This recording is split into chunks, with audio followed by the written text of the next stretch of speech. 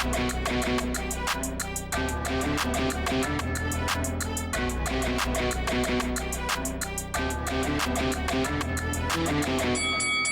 guys, welcome to Boxing Squared for boxing news and views from around the internet. The Trilogy matchup for Tyson Fury and Deontay Wilder is looking increasingly likely to be pushed further out, likely for February 2021. Bob Arum, Fury's co-promoter, telling SiriusXM Radio that if they cannot get the fans that they want for the event in December of this year, they will push it to February, likely early February and possibly overseas. So this is a pretty clear signal, I think, that it is going to be 2021, but it raises a lot of questions and a few concerning issues about this fight. I just think that, it is seemingly starting to drift in the heavyweight division, and this is not the only fight that's sort of falling into this category. You have Joshua Pulev too. It feels like it's being held to ransom to some degree because of the money that the promoters want to make. And there's a whole bunch of questions falling out of these later statements that I want to sort of talk about. Bob Arum socializing, look, we're looking at February now. I think that's quite concerning. I mean, this is a trilogy fight after all, that there's a lower appetite than the rematch because of the conclusive outcome. So there is an argument to be made that they should just get it over with. And that goes for the Joshua and Pulev fight too. That's a fight that, fans aren't exactly baying for either. And for both fights, sure, there's some interesting storylines and, I'm sure there'll be good fights to some extent. But it is a case that, how long does the heavyweight division effectively at the top end have to be on hold? Because remembering, Tyson Fury has a mandatory in Dillian White. So that's going to have to be held, and we'll get to that too, because the order the WBC put in place for White, and this was last year in 2019, was that he would get his title shot by February 2021, and now Arum is talking February 2021 for a Fury and Wilder 3 fight. Okay, so we'll get to the questions now. Whatever happened to staging it overseas this year? That was something Bob Arum was talking up, and he seemed quite confident it was going to be made possibly for Macau. There were other options of Australia that was thrown in, and even New Zealand was mentioned. But later the New Zealand government, in respect of big events and fights coming to New Zealand, said, look, it wasn't going to be pumping any money in for that sort of thing. It had other priorities. So I guess New Zealand was off the table, but there was talk of Australia. Remembering Jeff Horn and Tim Tszyu, that's going to be in front of a crowd. So what's happened here? Why does it still have to be in the States in December? If they were looking so hard at other options like Macau and even Australia, whatever happened to that? Could they not get the money together? Could they not get the event sort of, the logistics of it sort of sorted? Or have they always hoped that they were going to stage it in America? And a big part of this is money's been driving the decisions. That's clear. The gate of almost $17 million for the rematch, they want to emulate that in the third fight. But you have to ask the question, is this third fight, given the conclusive result from the second fight, is it going to drive that sort of interest for a gate? And in this pandemic era, there's probably going to be some fans who are like, look, if there's a big crowd and, people might be in there and they might have, COVID, why would you want to chance it? I kind of think there is a bit of a new reality at this point where some of these big events may not be as attractive, at least not initially, once things start to come back in. A lot of people might be a bit reticent just to sort of put their health on the line if they think that they could go there and get something, and who knows what could happen after that. So money has been a big part of it. They've clearly said they've pushed these big fights back, this fight in particular, because they want the gate revenue. And I'm sure some of that is down to whatever they've got in the contracts for Fury and Wilder in terms of their pay. Fury's going to be getting 60%, Wilder 40%. You'd imagine it's still going to be somewhere around $25-30 million minimum.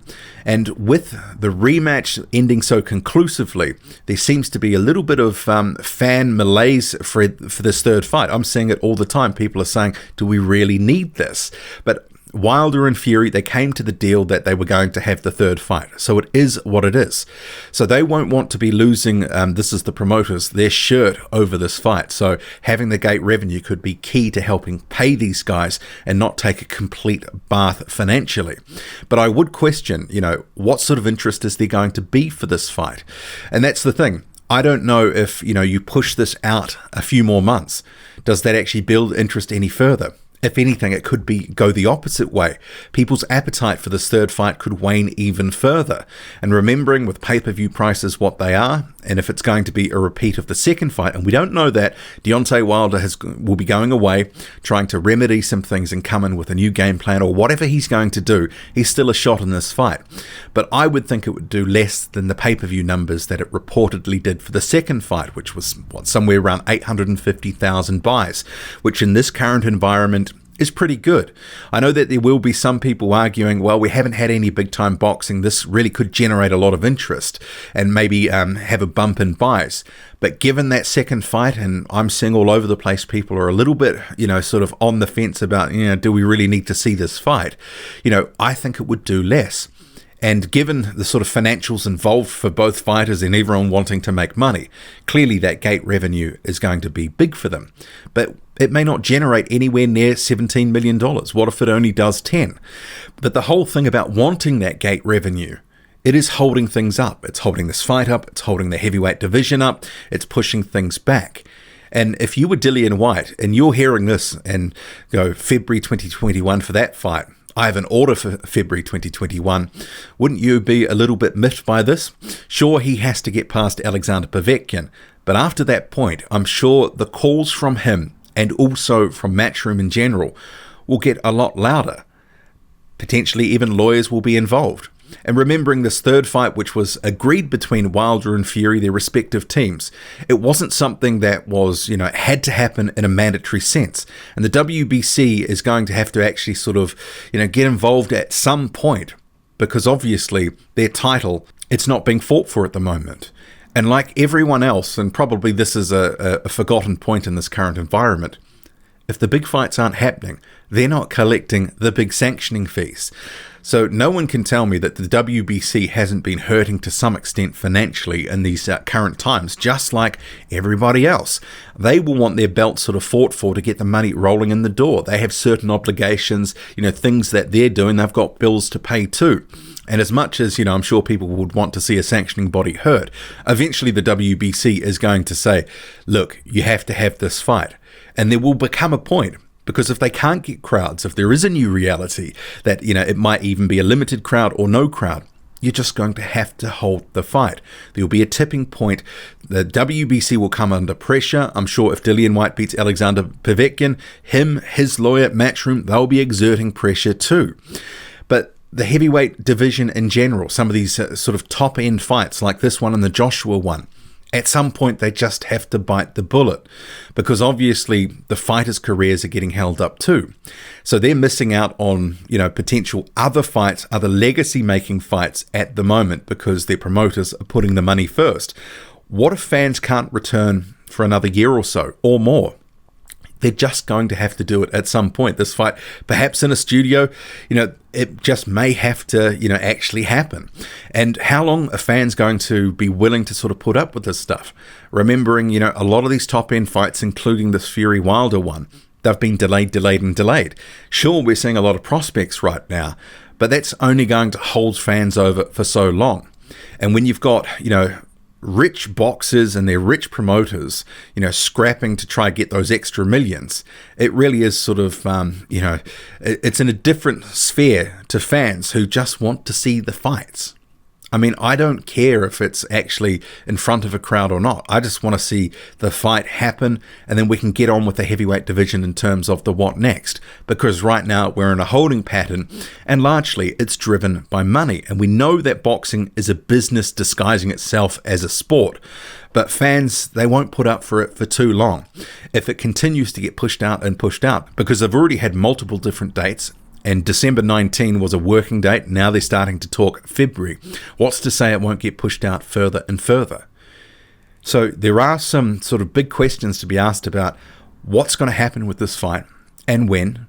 Are they just going to have to bite the bullet and go, we're not going to be able to sort of have it in front of a crowd? And are the boxers themselves going to have to take a bit of a haircut? Because obviously if they can't sort of get the revenue to pay them, the promoters are going to be reluctant to stage it and take a massive loss, because in these sort of circumstances, you take a loss right now, it might be hard to recover. And for this sort of fight where there may be a somewhat limited interest in the pay-per-view given the result of the second fight. If they only did, say, 400,000 or 500,000 buys for this third fight, and they still have to pay the boxers 25, 30, 35 million, whatever, well, that could actually, be a loss of millions and millions of dollars. It's a sort of put you out of business type loss. So I understand why they want to keep pushing it out and they want to get that gate to help this. But ultimately, the fans are the ones that sort of are paying for this. And some people will get less interested as time goes on, especially for a fight they may not have been that enamored with to begin with. So I think, these promoters are playing a dicey game, and the boxers themselves are losing out on fight, legacy in their career. Ultimately, they might have to sort of lose out on a bit of money to progress their careers, because the new normal might be, studio fights, which no crowds and just on pay-per-view. But what do you make of this? Drop a comment, loud and often. Hit like, hit subscribe. Follow me on Twitter, boxing_squared. I'm out.